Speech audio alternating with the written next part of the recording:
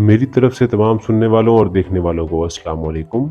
दोस्तों, आज मैं आपको सैर करवाने वाला हूँ तुर्की की, और आज मैं आपको तुर्की के उन हक़ाइक़ से भी आगाह करूँगा जिनसे आप पहले लाइलम थे। हस्बे मामूल एक वही बात कि यूट्यूब पर हमारा चैनल सब्सक्राइब नहीं किया तो इसे जल्दी से सब्सक्राइब कर लें और नीचे दिए गए बेल आइकन को भी दबा दें ताकि हर आने वाली वीडियो आप तक बआसानी पहुँचती रहे। दोस्तों, तुर्की के बारे में कहा जाता है कि सबसे पहले आबाद होने वाला खित्ता कुरैश पर तुर्की है।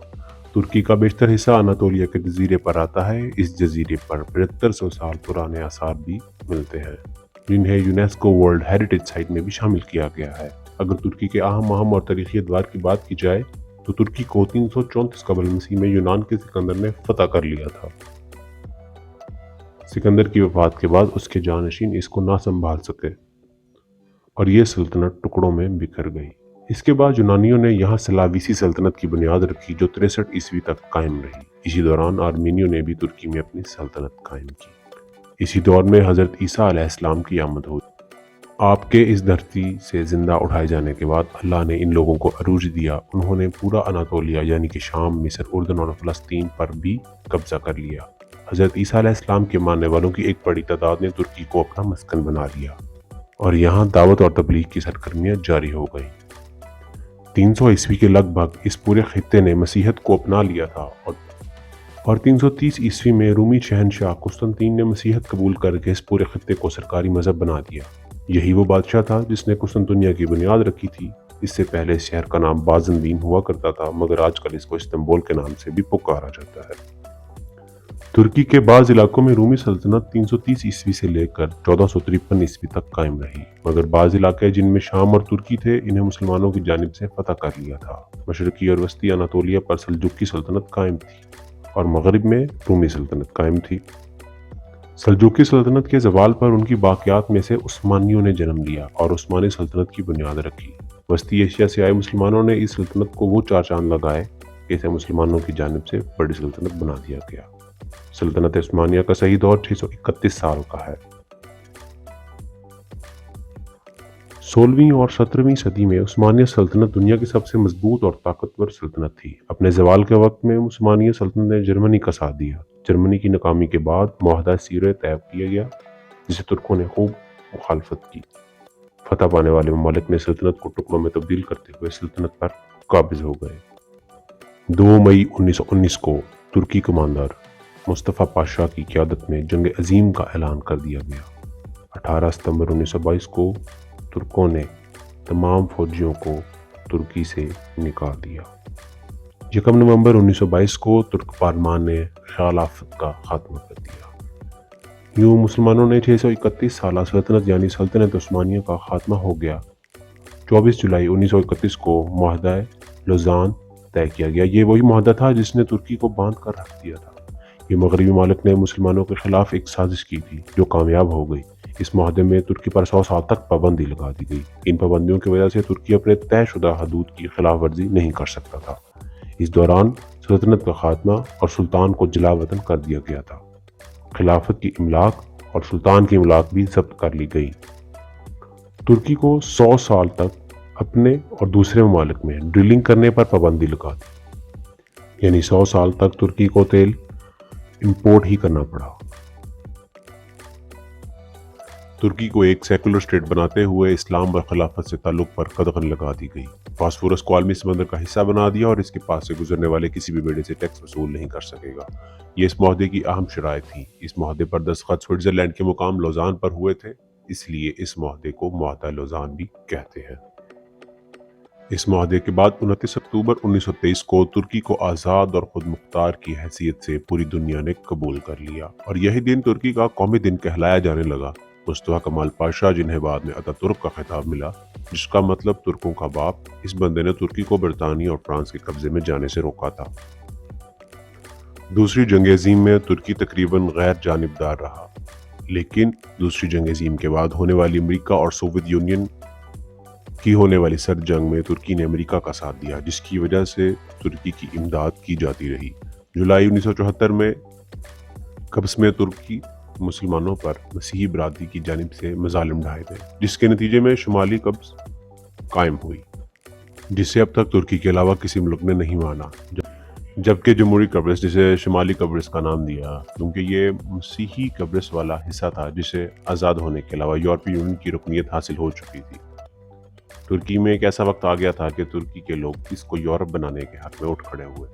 ترکی میں حجاب کرنے پر سخت پابندی لگا دی گئی جو کہ مغربی سازشوں کا نتیجہ تھا۔ 1992 میں استنبول کے ناظم بننے والے رجب طیب اردوان عوام کے اس قدر مقبول ہوئے کہ انہوں نے اپنی حکومت اشتراک سے بنانے کی کوشش کی، مگر انہیں 1998 میں اسلام اور مسلمان کے حق میں تقریر کرنے کے جرم میں وزیر اعظم بننے سے روک دیا گیا۔ اس کے بعد ان کے نائب عبداللہ گل کو وزیر اعظم بنایا گیا، تاہم اسی حکومت نے آئین میں تبدیلی کر کے ان کی سزا کو ختم کر دیا اور عبداللہ گل نے وزارت عظمیٰ سے استعفیٰ دے دیا اور طیب اردوان ملک کے نئے وزیر اعظم منتخب ہوئے۔ نومبر 2007 میں ہونے والے الیکشنز میں اس پارٹی نے اکثریت سے اپنی حکومت قائم کی اور 2014 میں طیب اردوان ملک کے 12ویں صدر کی حیثیت سے اپنے فرائض سر انجام دے رہے ہیں۔ دوستو، سلطنت عثمانیہ طیب اردوان اور ترکی کا 2023 میں ختم ہونے والا معاہدہ لوزان۔ اس کے بعد ترکی چاہے تو دوبارہ سلطنت عثمانیہ کی بنیاد رکھ سکتا ہے۔ ترکی 2 براعظم ایشیا اور یورپ میں واقع ہے۔ اس ملک کا 3% حصہ یورپ میں اور 97% حصہ مغربی ایشیا میں آتا ہے۔ ترکی کا کل رقبہ 7,96,383 کلومیٹر ہے۔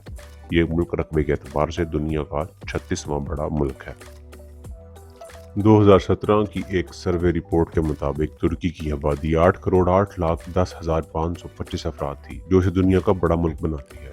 انقرہ ترکی کا دارالحکومت ہے، لیکن استنبول ترکی کا سب سے بڑا اور کاروباری شہر ہے۔ اس شہر کو تاریخ میں قسطنطنیہ کے نام سے بھی یاد کیا جاتا ہے۔ ترکی کے کل 81 صوبے ہیں، جن میں صوبہ استنبول، صوبہ انقرہ، صوبہ بوسا اور صوبہ اردو مشہور ہیں، جن کو غیر ملکی اچھی طرح جانتے ہیں۔ ترکی کے 12 ایسے شہر ہیں جن کی آبادی 5 لاکھ افراد سے زیادہ ہے، جبکہ 1 لاکھ سے زیادہ آبادی والے شہروں کی تعداد 48 کے قریب ہے۔ ترکی کی کرنسی کو ترکی لیرہ کہا جاتا ہے۔ 1 لیرہ پاکستان کے 28.90 روپیوں کے برابر ہے اور انڈیا کے 16.28 روپیوں کے برابر ہے۔ ترکی کا ڈائلنگ کوڈ +90 اور ڈومین نیم .tr ہے اور یہ پاکستان سے 3,330 کلومیٹر کی دوری پر واقع ہے۔ وقت کے لحاظ سے ترکی پاکستان سے 2 گھنٹے پیچھے ہے۔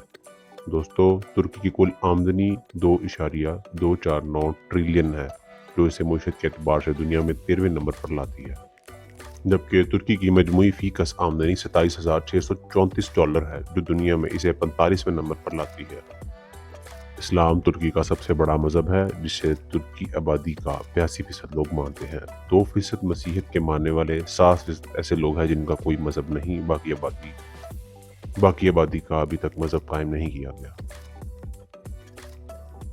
ترکی وہ دوسرا ملک ہے جس نے 1963 میں یورپی دھات بنانے والے معاہدے پر دستخط کیے تھے۔ 1987 میں ترکی نے یورپی یونین کا رکن بننے کی درخواست کی تھی، جسے 2 سال بعد یہ کہہ کر مسترد کر دیا گیا کہ ترکی ابھی سیاسی اور اقتصادی اصلاحات کی ضرورت ہے۔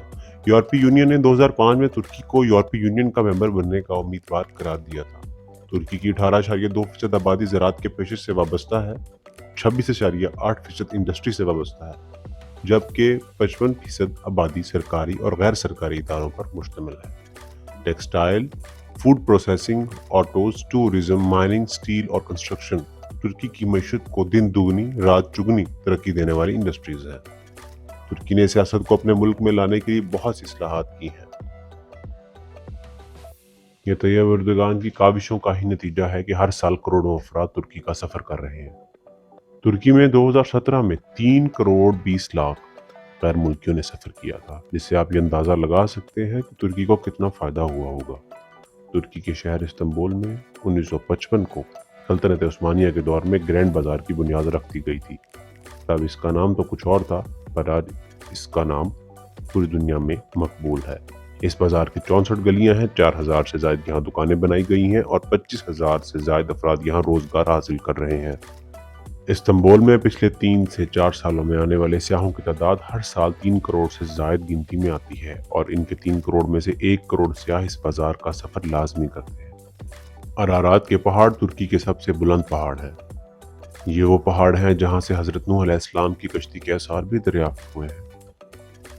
بحر اسود کی تہہ میں بھی انسانی آبادی کے آثار ملے ہیں، جس سے یہ اندازہ لگایا جاتا ہے کہ آج سے ہزاروں سال پہلے بھی یہاں دنیا آباد تھی۔